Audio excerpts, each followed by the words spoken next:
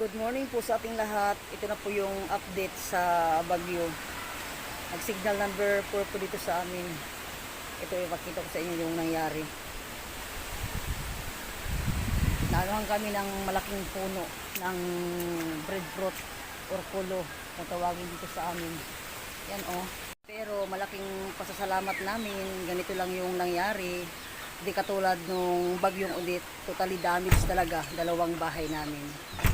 Pero ito ngayon oh, malaking puno yung natumba papunta sa kwarto namin.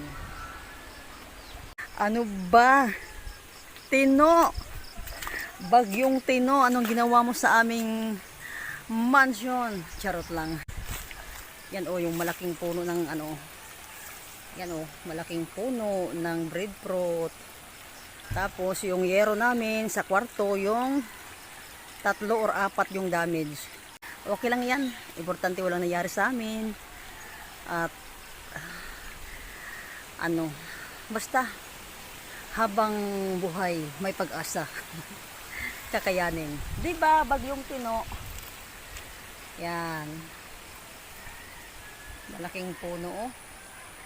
Yung kinatatakutan namin kagabi, yung mga niyog sa likod ng bahay, pero sa awa ng Diyos hindi sila na ito talaga oh, yung nag-ano ng bahay namin.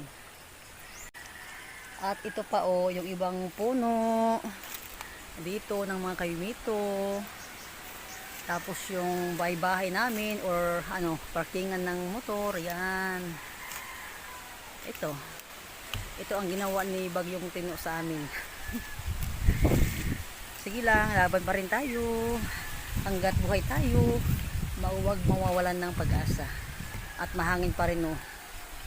Yan yung update, mahangin pa rin. Ingat pa rin tayong lahat. Bye-bye po. God bless po sa ating lahat. Tino! Yung bahay namin, oh, yung mansion, hindi nakikita, dahil.